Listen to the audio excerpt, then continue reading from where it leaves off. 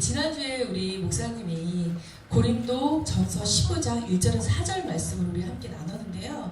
저도 그 말씀 묵상하면서 여러분과 함께 그 바른 믿음에 대해서 우리 함께 나누는 시간 갖기로 하겠습니다. 다시 한번 읽어볼까요? 고린도 전서 15장 2절 말씀만 우리 읽겠습니다. 다 같이 읽겠습니다. 시작. 너희가 만일 내가 전한 그 말을 굳게 지키고 헛되이 믿지 아니하면 그로 말미암아 구원을 받으리라. 아멘. 여기서 얘기한 구원이라는 것은요, 죽음에서 살아나고 천국 가는 것만 구원이 아니라요, 우리가 이 인생을 살면서 주어진 모든 문제 가운데서 해방, 사실 그것도 구원입니다. 근데 여기서 무엇을 말하냐면은, 내가 너에게 전한 그 말, 내가 너에게 전한 그 말이 우리 목사님께서는 사도들이 전한 복음이라고 말씀하십니다. 도대체 내가 너에게 전한 그 말이 무엇이냐? 고린도 전서 15장 12절에 나와 있습니다. 여러분, 누가 복음이 무엇입니까? 라고 말을 하면 복음은 이것입니다 라고 얘기하면 돼요. 그게 뭐냐면 고린도 전서 15장 12절에 앞부분만 읽겠습니다. 그리스도께서 죽은 자 가운데서 다시 살아나셨다 전파되었거늘. 복음은 뭐냐면요, 그리스도께서 죽은 자 가운데서 다시 살아나셨다. 이게 복음이에요. 이것을 굳게 지키고 헛되이 믿지 아니하면 구원을 받는다. 아멘. 아멘. 사실입니다. 이것을 굳게 지키고 헛되이 믿지 아니하면 우리는 구원을 받습니다. 아멘. 우리가 죽어서 하는 구원은 당연하고, 제가 얘기했잖아요. 우리 인생의 모든 문제 가운데서 해결되는 구원. 여러분, 아멘입니다. 근데 우리 목사님께서 그것이 바로 사실이다, 이것이 바로 사실이다, 믿음은 사실을 받아들이는 것이다. 여러분, 사실이 뭐라고 그랬어요? 그리스도께서 죽은 자 가운데서 살아나셨다. 사실이심을 믿습니까? 아멘. 믿습니까? 아멘. 아멘. 사실입니다. 그런데 지금 얘기한 그리스도께서 죽은 자 가운데서 살아나셨다라는 말이요, 재밌는 게 있어요. 그리스도가 누구예요? 메시아예요. 하나님의 아들이에요. 근데 그분이 죽었대요. 말이 돼요? 하나님은 어떻게 죽어요? 하나님이 어떻게 죽어요? 왜 죽었어요? 우리 생각해봐요. 하나님이 왜 죽었을까요? 그런데 진짜 하나님이에요. 살아나셨대요. 이것이 사실이라는 거예요. 이 사실을 굳게 지키고 이 사실을 헛되이 믿지 않는다는 건 뭐예요? 이것이 가치 없는 것이냐, 이것이 아무것도 아니냐, 그냥 살아가는 것, 이것을요 헛되이 믿고 살아가는 거예요. 그러면 구원을 얻는다 라고 말씀하셨어요.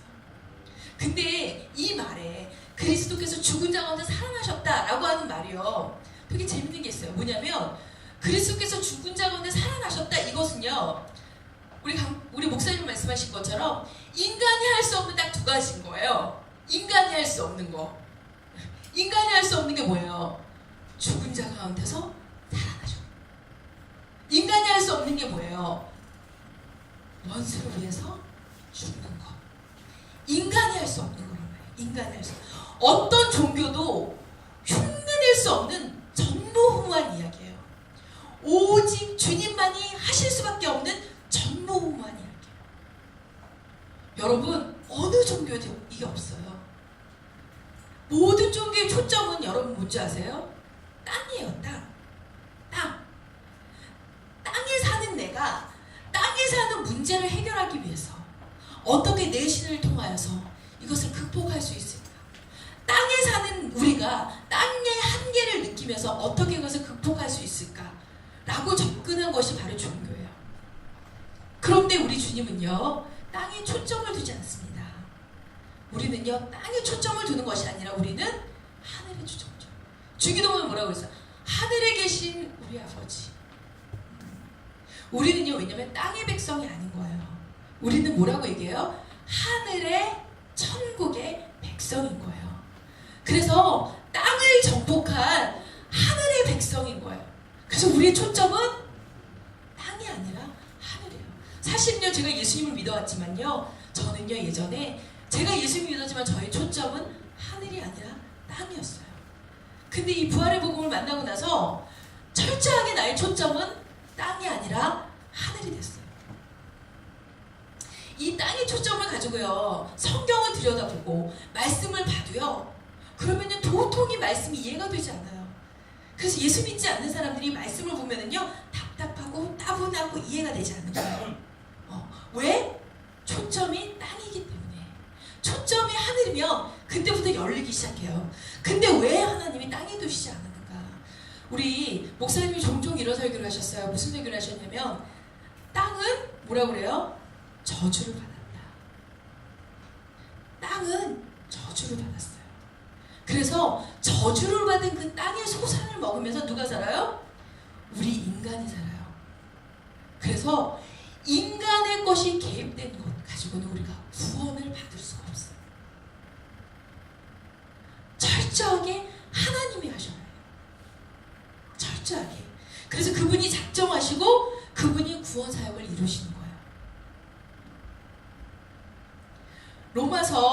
예배소서 2장 9절에 행위에서 난 것이 아니니 이는 누구든지 자랑하지 못하게 하니라. 인간의 어떤 1%의 그 인간의 것이 들어간 것이 아니에요. 행위에서 난 것이 아니래요. 왜 하나님이 행위에서 난 것이 아니니 이는 누구도 자랑치 못하게 합니다.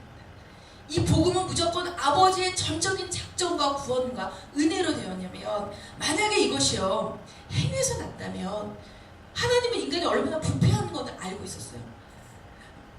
인간의 부패를 아셨기 때문에 그 누구도 자랑하지 못한다는 거. 이 구원의 문제는요, 그 누구도 소유할 수 없는 거예요. 이 구원의 문제는 누구도 만들 수 없는 것이에요. 만약에 이 구원의 문제를 누구도 소유할 수 있고 누구도 만들 수 있다면 우리한테는 구원이 임하지 않은 거예요.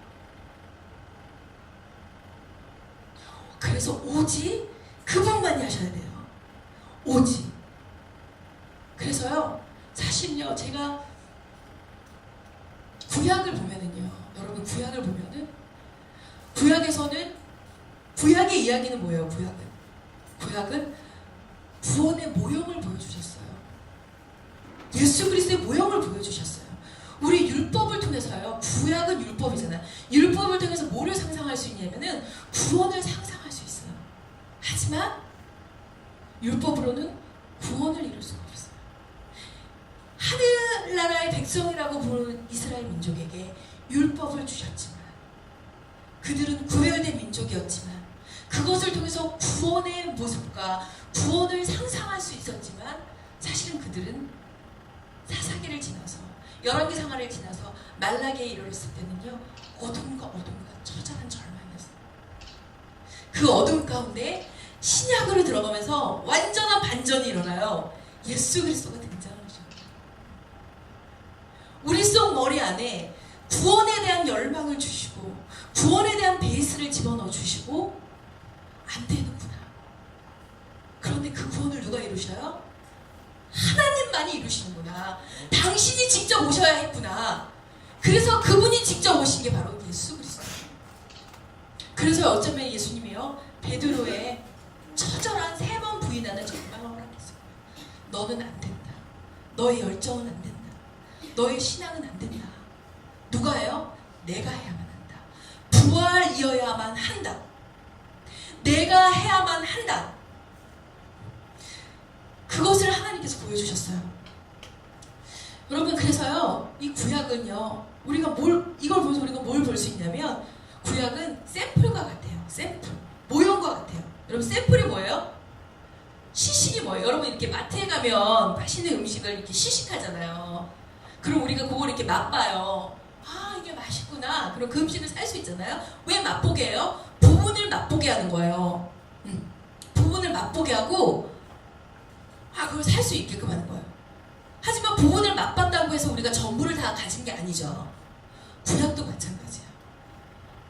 구원을 맛보게 바로 이런 것이구나를 맛보게 하셨어요. 그래서 구약은요, 바로 구원을 인간이 그 머릿속에 인지하도록 하나님의 밑작업을 하셨어요. 그리고 성경을 보다 보면은요, 도대체 하나님의 구원이 어떻게 이루어지고 어떻게 시작할 것인가 계속 보여주고 있는데요. 대표적인 이야기가 우리 이삭 사건이에요. 여러분 아시잖아요. 하나님이 아브라함을 부르세요. 75세 때 아들과 자식이 하나도 없는 노인 그를 부르시면서 아브라함한테 얘기를 해요. 내가 너한테 자식을 주마. 그리고 긴 여행의 여정을 떠나요. 매일 약속해요. 그런데 자식은 주지 않으세요. 모든 소망이 끊어졌을 때, 딱 100세가 됐을 때, 어떠한 희망도 찾아볼 수 없을 때, 그때 하나님은 아브라함에게 이삭을 주세요. 그분은 약속하셨지만 그 약속을 하나님이 아브라함과 약속하셨지만 철저하게 하나님은 그분이 이루세요. 왜 그런 줄 아세요, 여러분? 창세기 21장에 우리 한번 볼까요? 창세기 21장.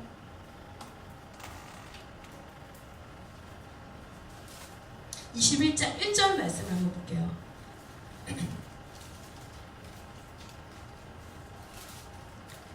여호와께서 말씀하신 대로 사라를 돌보셨고 여호와께서 말씀하신 대로 사라에게 행하셨고. 그러면서 누가 태어나요? 5절에 아브라함의 그의 아들 이삭이 그에게 태어날 때 100세라. 100세의 이삭이 태어나는데요. 20장에 어떤 일이 벌어지냐면 분명히 하나님이 아브라함과 사라한테 너를 통해서 이삭이 난다는 거야. 그 이삭은 원수의 대적의 문을 취할 거야. 그 이삭은 바로 약속의 자녀. 계속 약속했는데 20장에서 기다리다가 결국에는 아브라함이 자기 아내 사라를 아비멜렉에게 팔아버립니다. 왜? 아비멜렉은요 엄청난 힘을 가진 사람이었거든요. 사라가 너무 예뻐서 사라를 뺏기 위해서 자기를 죽일까봐 누이라고 속이고 자기 아내를 팔아버려요. 어떻게 돼요? 사라가 임신하면 안 돼요. 사라를 통해서 이삭이 나야 돼요. 사라를 통해서 예수님이 오셔야 돼요. 그런데 아브라함이 그 하나님과의 약속을 처절하게 어겼어요. 베드로가 3번 부인한 거나 마찬가지예요. 처절하게 아브라함은요 절망을 경험했어요. 그런데 그 사라를, 그 일을 누가 멈추게 합니까? 하나님이 절대적으로 개입해서 멈추게 하시고 100세 때 이삭을 주세요. 이거는 뭐냐면요 내가 한다.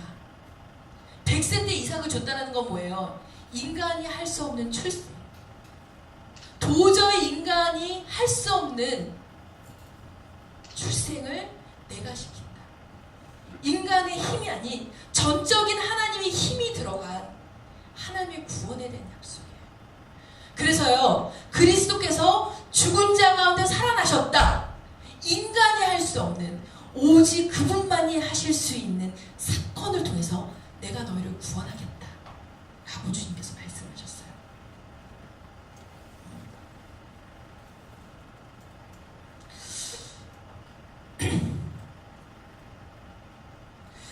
인간은요 왜 하나님이 인간의 행위가 아닌 인간의 것이 들어가게 하지 않고 왜 당신만이 하셨냐? 예수 그리스도 하나님 자신 외에는요 어떤 인간도 완전할 수가 없어요. 우리 여러분 아시잖아요. 우리 안에 작은 거 하나가 얼마나 우리 온몸을 더럽히는지. 우리 안에 이 한 마리가 들어오면요 한 마리가 들어왔는데 머리에 삽시간에 퍼지고요, 작은 곰팡이 하나가 온 집에 덮이고요, 메르스라는 작은 요거 하나가 들어와가지고요 온 나라를 사망케 이루어요. 우리 안에 있는 그 죄성, 우리 안에 있는 그 완전하지 못하는 것 가지고는 우리는 어떤 누구도 구원을 이룰 수가 없어요. 어떤 흠도 없는 완벽한 그분이 오셔야 되고 완벽한 그분이 일을 하셔야 돼요. 인간의 모든 판단과 생각은요 부분적이고 상황에 따라 바뀌어요. 오늘 이 시간 제가요 그거를 딱 얘기해주는 동영상을 하나 볼게요. 저번에 우리 이선희 목사님이 인공지능에 대해서 얘기를 하면서 우리나라에서 인공지능의 최고, 뇌를 전공하는 최고의 박사가 나와서요 하는 강연을 제가 본 적이 있어요. 그 그 사람은 인간의 뇌를 막 연구하면서 인간의 뇌가 우리의 눈, 코, 귀가 완벽하다면 그냥 뇌가 세상을 믿으면 돼요. 끝. 제가 강연할 필요도 없어요, 사실은. 너무 단순하기 때문에. 단 우리의 센서들이 너무 많은 문제들을 가지고 있기 때문에 뇌는 눈, 코, 귀가 얘기하는 대로 그대로 믿었다간 큰일 나요. 갑자기 세상에 거미줄이 생기고 블랙홀이 생기는 거잖아요. 핵심은 뭐냐면 덕분에 본다는 것은, 지각한다라는 것은, 인식한다라는 것은 항상 해석입니다. 있는 그대로 세상을 본다라는 것 자체가 존재할 수가 없다라는 거죠. 문제는 뇌가 너무 많은 해석을 한다라는 게 큰 문제입니다. 여기를 한번 보시면 A라고 써있는 사각형이 있고 B라고 써있는 사각형이 지금 여기 있죠. 보시면 B라고 써있는 사각형이 A보다 확실히 더 밝지요, 지금 여기서. 당연히 제가 왜 이런 걸 보여드릴까요? 보여드리는 이유는 사실은 A하고 B가 똑같습니다. 제가 있는 그대로 복사를 해놓은 건데 주변을 막아놓기만 하면 A하고 B 사각형이 똑같다는 게 보이는데 아무것도 없으면 갑자기 B가 더 밝게 보여요, 사실은. 제가 이런 강연을 하면 가끔가다 못 믿으시는 분들 앞에 나와서 막 화면을 가려보시고 막 그러시더라고요. 해보셔도 돼요. 눈앞에 이렇게 가리기만 하면 다시 똑같아진다는 걸 아실 수 있는데 어떤 일이 벌어진 걸까요? A하고 B는 정말 똑같고요. 망막은 아마도 똑같다고 얘기를 할 거예요. 근데 뇌는 망막을 안 믿잖아요, 눈을. 해석을 할 텐데 이 해석에서 사용할 수 있는 최대한의 모든 정보를 다 사용을 합니다. 뇌가 사용한 정보는 이 순간에 뭐냐면 보니까 A하고 B는 똑같다고는 얘기하지만 B는 그림자 안에 지금 있는 거잖아요. 여기서 그림자 안에 있는 물체는 진짜보다 항상 더 어둡게 보이죠. 뇌가 그걸 알다 보니까 잠깐만 있어봐, B는 이미 진짜보다 원래보다 더 어둡게 보이는 상황에서 A랑 똑같다라는 것은 B가 사실 A보다 훨씬 더 밝았을 때만 가능하다라는 추론을 낸 거예요. 그래서 에라 모르겠다, 밝고 하면 그냥 우리 눈엔 밝게 보여요. 재밌는 건 저희는 이걸 100% 이해했어요. 왜 이런 일이 벌어질까? 저도 다 이해를 했는데 저도 매번 볼 때마다 여전히 더 밝게 보여요. 심리학에서는 알면 알수록 세상이 다르게 보인다고 얘기하지만 뇌과학에서는 아무리 알아도 세상이 똑같게 보인다고 저희들은 얘기를 합니다. 왜냐? 하드웨어이기 때문에. 뇌과학자로서 저희가 말씀드릴 수 있는 건 내 눈에 아무리 이게 더 밝게 보여도, 내 말이 아무리 맞는 것 같아도, 이게 더 분명히 긴 것 같이 보여도 충분히 틀릴 수 있다는 거예요. 내 생각이 내가 100% 확신을 가지고 있어도 100% 틀릴 수 있다는 그 가능성이 항상 존재한다는 게 아마 뇌과학에서 저희가 줄 수 있는 메시지 중에 하나가 될 텐데요. 제가 마지막 착시 현상 하나 보여드릴게요. 유명하죠? 자, 여기서 검정파랑으로 보이시는 분들 누가 있나요? 저는 제 눈엔 검정파랑으로 보여요, 지금. 자, 금색 하얀색으로 보이시는 분들. 네. 제가 사실 이거를 처음 인터넷에서 보고 생각했었던 게, 아니 이게 뭐가 문제지? 아니 검정 파란색 그냥 드레스를 갖고 왜 이렇게 난리가 했더니 제 학생들이 그러더라고. 교수님 무슨 말씀하세요? 이거 금색 하얀색인데. 뇌를 전공하는 저도 사실은 이거 가지고 약간 놀랐는데 다시 한번 생각해 보면 이게 그다지 신기한 결과는 아닙니다. 현대 뇌과학에서는 저희가 느끼는 거, 지각하는 거, 생각하는 거, 기억하는 거의 대부분이 착시 현상이라고 생각을 하고 있어요. 착시가 사실 나쁜 게 절대로 아니에요. 착시 현상이라는 건 우리의 센서들, 눈, 코, 귀가 알려주는 세상 플러스 알파가 포함되어 있다는 거고, 그 알파가 해석입니다, 사실은. 그 해석 없이 사실은 우리는 아무것도 못 봐요. 이 기회에 한번 옆에 앉아 계신 분들을 한번 서로 보세요. 친구분이 되든 가족분이 되든 한번 어떻게 생겼는지, 잘생겼는지 못생겼는지 한번 쭉 보시고요. 사실은 우리 이렇게 안 생겼어요, 다들. 그죠? 왜냐면 완벽하다면 그냥 우리가 보는 것은 사실과 다르다는 거예요. 우리가 여지껏 사실이라고 생각했던, 우리가 보고 왔던 것은 100% 우리가 생각하는 사실과 틀릴 수 있다는 거예요. 그게 인간이 모든 판단과 생각은 부분적이고 상황에 따라 바뀐다는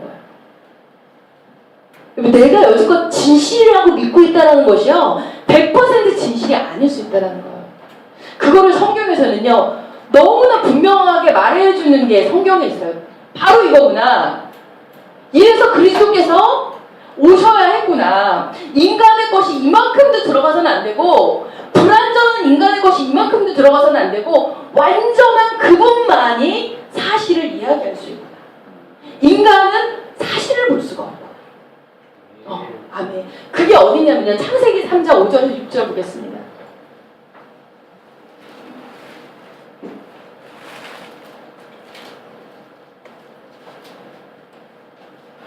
우리가 보는 것이요. 감각을 통해 보고 어떤 해석을 통해서 받아들인다고 그랬잖아요. 3장 5절 볼게요. 너희가 그것을 먹는 날에는 너희 눈이 밝아져 하나님과 같이 되어 선악을 알 줄 하나님이 아시니이다. 여자가 그 나무를 본즉 먹음직도 하고 보암직도 하고 지롭게 할 만큼 탐스럽게도 한 나무인지라. 여러분, 여자가 그 나무를 딱 보면서 뭘로 봤어요? 감각기관으로 받아들였어요. 그리고 해석했어요. 그때 뭐가 일어났어요? 먹는 역사가 일어난 거예요. 또 뇌과학에서 얘기하는 거랑 똑같이 얘기하는 거예요. 인간이요, 무엇을 볼 때 감각기관을 통해서 우리는 봐요. 그리고 우리가 나름대로 그걸 해석해요. 모함직도 하고 먹음직도 하고 지혜롭게 할 만큼. 그런데 그것이 100% 뭐라고요? 틀릴 수 있다는 거예요. 내가 지금 믿고 있는 것이 100% 틀릴 수 있다. 성경에서 사실이 뭐라고 해요? 그럼 성경에서 우리가 사는 세상이 사실이라고 믿는데, 내가 생각하는 것이 사실이라고 믿었는데, 내가 판단하는 것이 진실이라고 믿었는데, 그것은 100% 틀릴 수 있다. 그럼 사실은 무엇인가? 히브리서 11장 1절에 있습니다.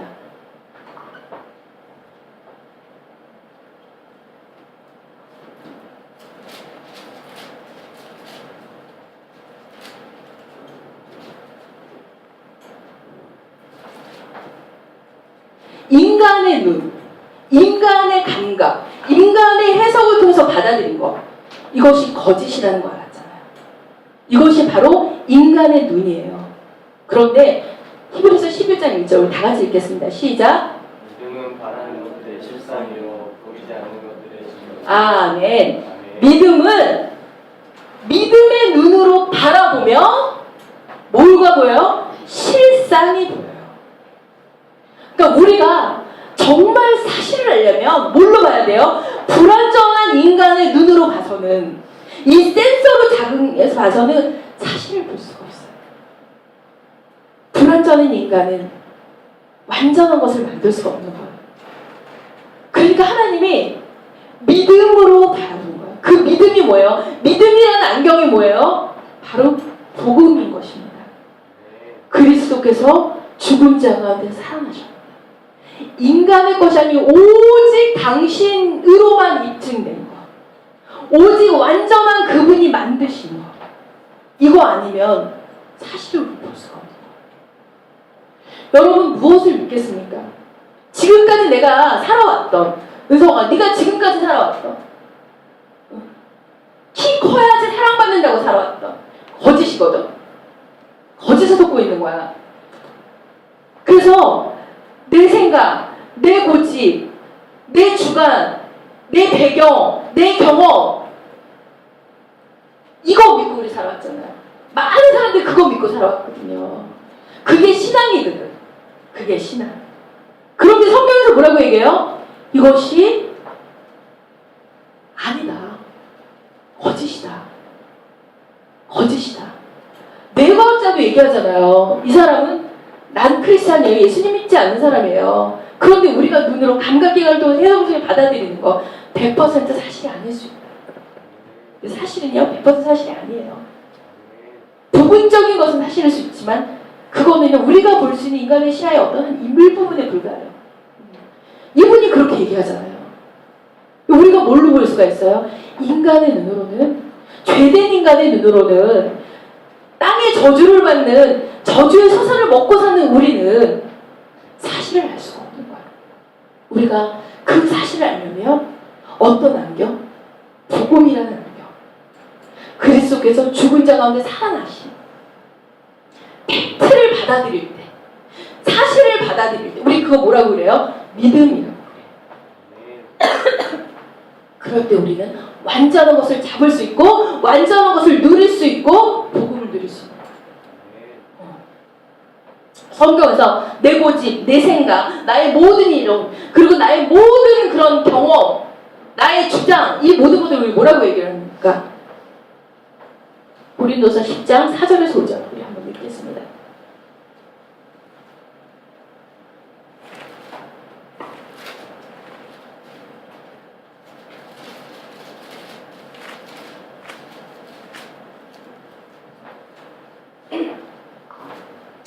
우리의 싸우는 무기는 육신에 속한 것이 아니요 오직 어떠한 견고한 진도 무너뜨리는 하나님의 능력이라. 모든 이론을 무너뜨리고 하나님이 하는 것을 대적하여 높아진 것을 다 무너뜨리고 모든 생각을 사로잡아 그리스도에게 복종케 합니다. 그리스도를 앞에 복종케 하지 못하는 것, 사실을 받아들이지 못하게 하는 것들, 우리 뭐라고 해요? 견고한 진, 모든 이론, 모든 생각. 여러분 어린아이들은 그게 없는 것 같아요? 다 있어요. 누구든지 자기의 이론, 자기의 생각, 자기의 주관, 하나님을 대적하는 것들이 우리 안에 다 있어요, 여러분. 우리가 가진 안경으로, 우리가 가진 감각기관으로 우리 나름대로 해석을 가지고 하나님을 볼 때 뭐가 나와요? 불신앙이 나와요. 우리가 가진 뇌의 감각과 우리가 가진 해석을 가지고 나를 계속 볼 때 우리는 정죄가 나와요. 우리가 가지고 있는 감각, 우리가 가진 해석 기관을 가지고 너를 볼 때 내 나름대로의 생각으로 상대를 판단하게 돼요. 바른 믿음은 바로 주님께서 이루신 그 사실을 바로 받아들이는 거죠. 주님을 통해서, 믿음을 통해서 볼 때 우리는 사실을 볼 수 있습니다. 우리는 불완전하거든요. 완전한 걸 볼 수 있어요. 그래서 예수 안에 있다라는 것이 우리 뭐예요? 믿는다는 거예요. 그게 뭐야? 예수 안에 있는 자에게는 뭐예요? 정죄함이 없고 예수가 너희를 자유케 하리라. 그때 우리가 자유가 있는 거예요. 제가 이 말씀을 계속 묵상하면서 계속 가는데 내가 사람을 대할 때, 반응할 때, 생각할 때 정말 나는 내 것을 가지고 내 감각과 내 판단과 내 경험을 가지고 해석된 걸 가지고 참 많은 것들을 반응하며 대하며 그게 옳다라고 생각하고 내가 살아왔구나. 그것들을 하나님 계속 보여주시더라고요. 그래서 내가 자유가 없었구나. 말이 없는 사람도 사실은 좀 자유가 없는 사람이에요. 자기 나름대로 다 있는 거예요. 그래서 성령이 막 충만하게 막 임하잖아요. 그런 사람들은 말이 많아져요. 뭔가 자기를 통제하는 거예요. 말이 많다는 게 좋은 게 아니라 그런 게 자기가 누르는 것들이 막 있단 말이에요. 사실은 제가 45년을 살아왔어요. 45년에 3분의 1을 결혼 생활을 살아왔단 말이에요. 15년을. 그런데 내가 유독 붙잡고 사는 내 기억들은요. 제가 선택한 나의 모습은요. 그런 모습이 나한테 있어요. 나는 원래 이래. 나는 이런 성향이야. 그것들을 제가 계속 붙잡고 사는 거예요. 근데 재밌는 거 뭐냐면 긍정적인 모습보다 부정적인 모습에 제가 더 많이 집중되어 있는 거예요. 그래서 제가 저를 보는 거예요. 왜 나는 사실이 아닌데 사실이 아닌 것을 사실이라고 받아들이고 살았지? 그전에는 예수님이 이제 너희는 새로운 피조물이야 라고 하는 거를 받아들일 수가 없었어요. 이해가 되지 않았어요. 그런데 그리스도께서 죽은 자 가운데서 살아나셨다. 이것이 사실이라면 내가 그리스도와 함께 십자가에 못 박혔나니 그것이 사실이라면 그분을 통하여서 예전에 내가 가지고 있던 모든 나의 그 어떤 옛자들이 그리스도와 함께 십자가에 못 박혔는데 그게 진실이잖아요. 그렇잖아요. 그리고 그분이 나에게 부여한 피조물이 진짜 사실이잖아요. 근데 내가 그거를 못 붙잡고 살고 내가 오랫동안 신앙생활을 하면서도 내가 어렸을 때 가졌던 나의 그 성향, 모습 이런 것들만 다 붙잡고 나는 이런 환경에서 자라와서 나는 원래 이래. 나는 원래 이런 사람이야. 이러면서 나의 허물과 연약함을 붙잡고 살아가는 나의 모습을 봤어요. 그래서 이것은요 정말 나한테 자유를 줄 수 없더라고요. 근데 사실은 뭐예요? 우리 예배소서 2장 1절 말씀. 그는 허물과 죄로 너희를 살리셨구나. 아멘. 이게 사실이라는 거예요. 그가 허물과 죄로 나를 살리신 사건, 완전한 그분이 살리신 사건, 그것이 나에겐 사실인 거예요. 그런데 내 기억 속에, 나의 생각 속에, 나의 상처 속에 갇혔던 나의 그 옛자가 진짜 나이냐 붙잡고 내가 살아왔던 거예요. 무엇으로 이 말씀을 우리 아멘할 수 있습니까? 그리스도가 죽은 자 가운데서 살아나셨다. 이 말씀으로 우리는 아멘 될 수 있는 거예요. 그래서 우리는 새 피조물의 자유를 누릴 수 있는 것이에요. 그리스도의 부활 사건이 사실이라면 내가 그토록 붙잡고 살아야 할 사실은 내 허물이 아니라 죽으시고 살아나신 사건을 통해서 구현된 바로 새 피조물 자유인 거예요. 아멘. 여러분 얘기했잖아. 여지껏 내가 붙잡고 나의 감각기관과 나의 경험과 나의 생각과 나의 해석을 통해서 붙잡고 살아왔던 그 모든 것들이 사실이 아니라니까요. 뭐가 사실이에요? 그리스도께서 죽으셨다가 나를 위해서 살아나셨어요. 그리스도가 하나님의 아들이 왜 죽으셨어요? 나를 이 모든 것들 가운데 자유케 하시려고. 아멘. 나의 이 모든 어둠 가운데 해방을 주시려고. 나에게 새로운 생명을 주시려고. 나에게 새 피조물을 주시려고 그분이 죽으셨어요. 그분이 죽을 정도로 이거는 엄청나게 무거운 거였어요. 아무리 인간이 노력을 해도, 아무리 돈을 벌어도 땅을 파도 이거는 인간이 할 수 없는 거예요. 그러니까 전능자가 오셨죠. 그리스도께서 오셨지요. 근데 죽으시고 부활하셨어요. 어떻게? 성경대로. 여러분, 성경대로라는 말이 무슨 말이에요? 예수께서 어떤 모양으로 어떤 방법을 통해서 이렇게 오실 거다 라는 거를요, 성경은요 수백 가지로 예언을 했어요. 왜 그랬어요? 믿으라고. 증거를 주신 거예요. 증거를. 성경에만 있으니까 역사에 있어요. 여러분, 구약은 뭔지 아십니까? 우리나라는 국사가 있죠. 국사. 그치? 우리나라의 국사와 역사 히스토리가 있잖아요. 구약은 이스라엘 민족의 역사예요. 그들의 국사예요. 그들의 역사란 말이에요. 세계사 속에 주님은 오셨어요. 실제로 오셨어요. 그분이 정말 하나님이라면. 근데 중요한 건 뭐예요? 그분이 하나님이신 거 맞아? 그분이 정말 하나님이신 거 맞아? 그런 인간이 오셨는데 맞대. 그 증거가 뭐예요? 부활이에요. 그분이 정말 오셨네? 부활하셨네? 아멘. 아멘. 그렇다면 그분이 죽으시고 부활할 만큼 그 이유가 뭐예요? 나를 구원하시려고. 아멘. 나를 이 모든 저주에서 끊으시려고. 아멘. 어떤 것도 우리가 해결 못할 모든 것도 그분 앞에는 해결됩니다. 아멘. 제가 구원이 뭐라고 그랬습니까? 죽어서 천국도 아멘. 내 마음에 주님 오신 것도 아멘. 내 안에 하늘나라도 아멘. 나의 모든 문제가 그분 앞에 갔을 때 해결되는 것도 아멘. 땅의 지배를 받지 않고 오직 하늘의 지배를 받아 땅을 지배하는 것도 아멘. 놀랄 놓지 아닙니까? 그분이 그리스도께서 죽은 자 가운데서 부활하셨다. 그게 사실이라면, 근데 그게 사실, 제가 얘기했잖아요. 그게 사실이라고. 인간의 것은요, 어떤 것도 불완전해요. 그래서 당신이 하신 거예요. 100% 당신이 하셔야만 했어요. 이런 것은 없어요. 종교에 없어요. 오직 우리한테 있어요. 아멘. 그럼 우리가 나는 원래 이런 사람이야. 나는 원래 이런 상처가 있어. 누가 나를 미워해. 쟤가 나를 아프게 해.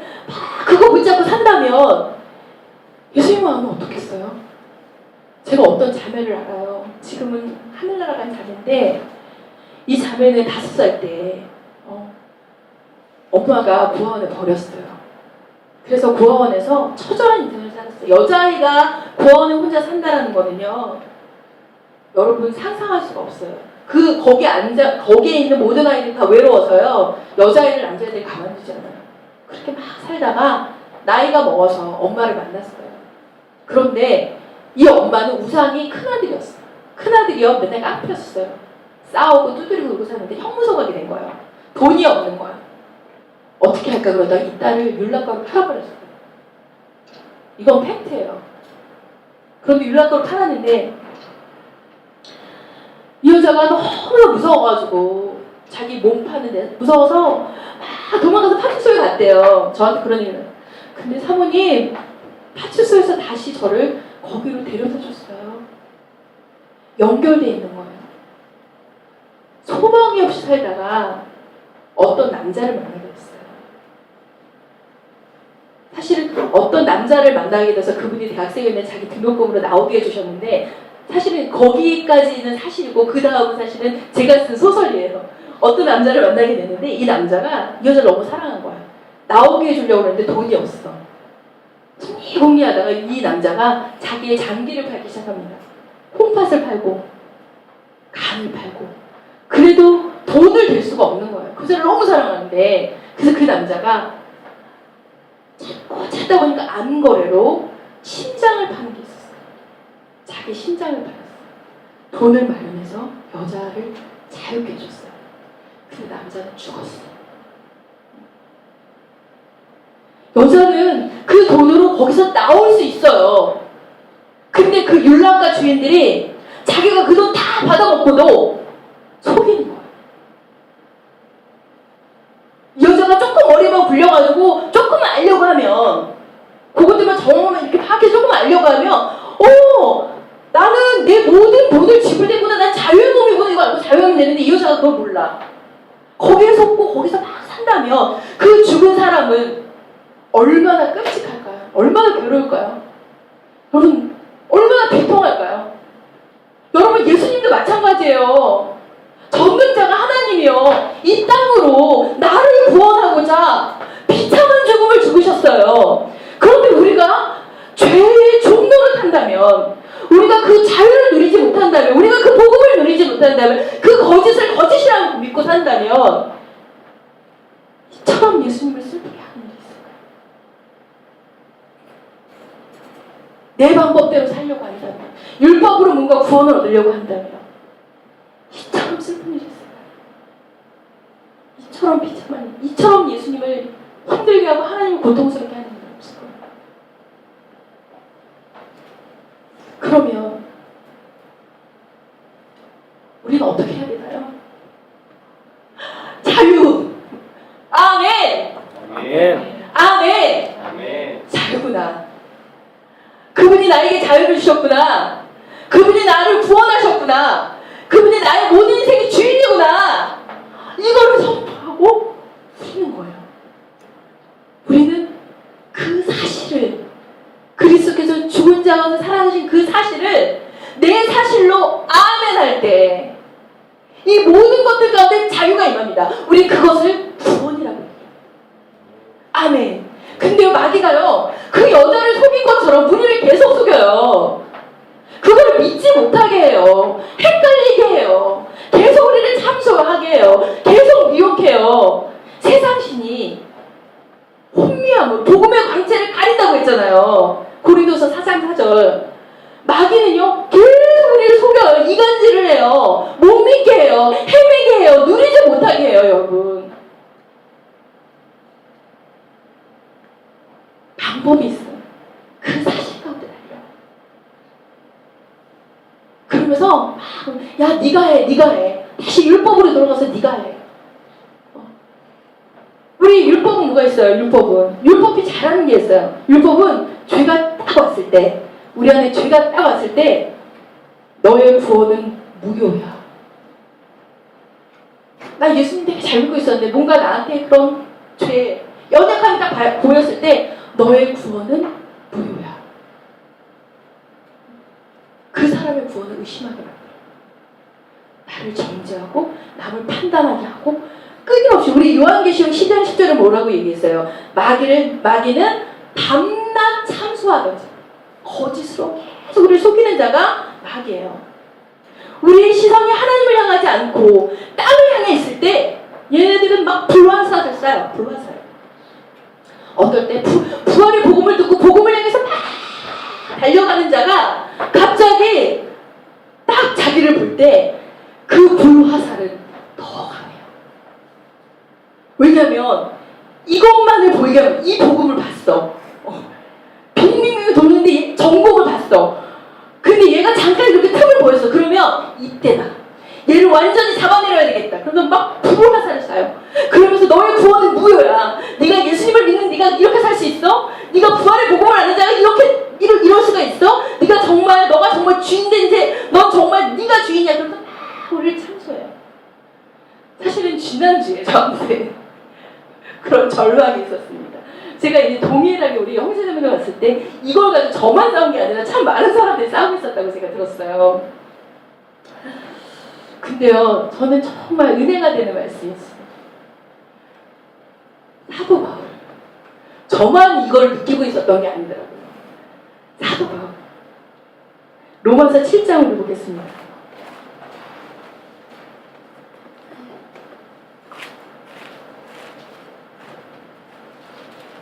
로마서 7장 24절. 오라 나는 공고한 사람이로다.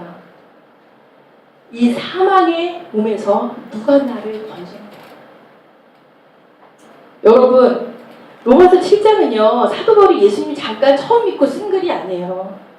로마서 7장은요 사도 바울이 예수님을 만나고 나서 다메섹 도상에서 모든 환난과 모든 수고를 넘어서요 대단한 선교 역사를 쓰면서요 그 예배소서 그리고 고린도전서 막 그 주옥 같은 하나님의 비밀들을 막 풀어내면서요 로마서를 막 쓰다가 갑자기 벌어진 일이에요. 경기가 온 것처럼요 갑자기 사도 바울이 이 얘기를 해 막 내 안에 죄가 있도다 막 이러면서요 마치 있잖아요 앞뒤가 안 맞는 거예요. 6장하고 이렇게 보면은요 어떻게 사도 바울이 이런 고백을 할 수가 있지? 이렇게 하나님을 아는 자가 이렇게 이런 모든 것들을 정통하자 어떻게 갑자기 이런 얘기를 할 수 있지? 사도 바울이 이거를 자기가 숨기지 않았어요. 적나라하게 드러났어요. 오라 나는 공고한 사람이다. 사망의 몸에서 누가 나를 건져내랴. 절망이 임했어요. 바울의 신앙에 있어서는 이게요 가장 절망적인 상황인 거예요. 최악의 상황인 거예요. 저희도요 그때 바울이요 이때 내가 절망해야 되나? 나를 정죄해야 하나? 나를 방어하기 위해서 다른 사람을 공격해야 되나? 바울은 그렇지 않았어요. 8장에 반전이 나옵니다. 반전. 바울이 눈을 들어 예수 그리스도를 본 거예요. 예수 그리스도. 그리스도 예수 안에 있는 자에게는 결코 정죄함이 없나니 이는 그리스도 예수 안에 있는 생명의 성령의 법이 죄와 사망의 법에서 나를 해방하였습니다. 아멘. 자기를 정죄하고 율법을 통해서 너의 구원은 무효야. 너가 예수 믿는 사람 맞아? 네가 부활을 향해 달려가는 사람 맞아? 지금 네가 여태까지 한 말이 뭐야? 이율배반이지 않아. 잠깐 틈을 보이는 사람. 그가 그의 사망의 몸으로 그의 연약함으로 눈을 돌리는 그 순간 마귀는 불화살을 쏩니다. 똑같이 사도 바울도 엎어져 버렸어요. 근데 사도 바울이 눈을 확 돌려요.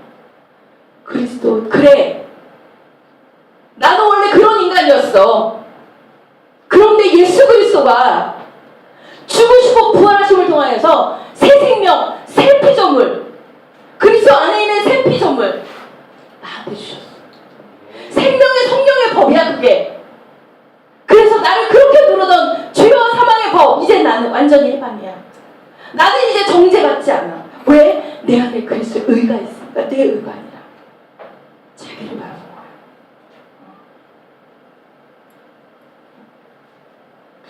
자신 안에 있는 죄인의 몰입에서 자신을 누르고 정죄하고 생각의 꼬리를 계속 한 것이 아니라 우리는 생각의 꼬리를 계속하잖아요.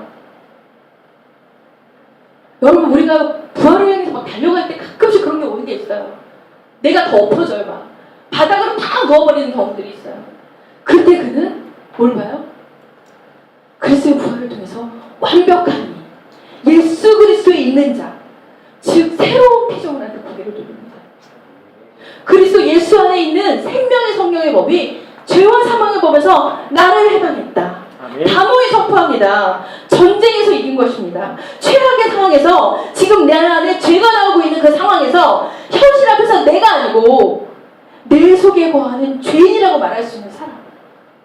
이 사람은 하나님은 오직 당신의 말씀을 아멘 하는 근거가 오직 부활만 있는 사람. 세상에 감당할 수 없는 사람입니다. 내가 이 새 피조물, 주님께서 주신 그 자유를 누릴 수 있는 근거는 절대 나한테 있지 않아요. 누구한테 있어요? 죽은 자 가운데서 부활하신 예수 그리스도. 넘어져도 불화살을 쏴도 우리가 당당히 일어날 수 있는 근거는 바로 부활에 있는 거예요. 그리고 주님을 가장 기쁘시게 하는 가장 큰 찬양은 그분이 주신 것을 주시는 거예요. 나를 정죄하는 것이야. 너무 아멘이지 않습니까? 여러분, 이 말씀을 보는데요, 너무 기쁜 거예요. 그래, 내가 보는 현실은 난 여지껏 내가 여지껏 붙잡았던 것이 사실이라고 믿었는데 얼마나 마귀가 생각을 통해서 나를 참소하고 속이고 그게 진실하고 믿게 살아왔구나. 그것은 거짓이고 이전 것은 지나갔구나. 새로운 피조물. 그것이 진짜라고. 때로 내가 그것을 향해 막 달려갈 때, 사도 바울처럼 무너질 때가 있을 때, 난 몰라서 나도 막 밑바닥에 칠 때가 있었지만 사도 바울처럼 눈을 다시 돌려서 나에게는 정죄하며 이제는 그 말이 무슨 말인지 알겠습니다. 그 말이 저에게는 아멘하는 말씀이었습니다. 아멘. 주님이 가장 기뻐하시는 것, 그 죽은 남자가 가장 기뻐하는 것, 자유를 누리는 거예요. 그 여자가 나는 저 남자를 위해서 슬퍼하지 않았는데 나는 그 자유를 누릴 수가 없었어요. 나는 그 남자한테 잘해주지 않았는데 나는 그 자유를 누릴 수가 없어요. 나는 그 남자를 위해서 내가 엉엉엉엉 마치 그 짐승처럼 꺼이꺼이 울면서 나는 눈물을 흘리지 않았는데 나는 그것을 받아들일 수 없어요. 하고 얘기한다면 그 사람을 2번 죽게 만든 거죠. 마찬가지로 우리가 이 부활의 복음을 내 눈에 갇혀도 누릴 수 없다면 예수님을 또 죽게 만든 거죠. 이것을 우리는 자기가 주인된 죄라고 얘기해요. 예수님을 믿읍시다. 아멘. 그 복음을 누립시다. 아멘. 그 주님 앞에 달려갑시다. 아멘. 우리 하늘향기교회 공동체가 그것을 누리는, 복음을 누리는 공동체 되기를 기도하겠습니다. 기도하겠습니다. 우리 다 같이 오늘 주신 말씀을 가지고, 하나님께서 주신 말씀이 있을 것입니다. 주님, 정말 간절히 원합니다. 당신의 말씀, 그 사실을 내 감정으로 받아들이려고 했습니다. 뭔가 한방 먹은 약처럼 내 느낌으로 받아들이려고 했습니다. 내 경험이나 생각으로 받아들이려고 했습니다. 그래서 회개합니다. 마귀는 나를 참소하지만 사실 이건 사실입니다. 사실을 붙잡겠습니다. 그 사실을 가지고 자유하겠습니다. 당신은 나의 주인이십니다. 다 같이 우리 기도하는 시간.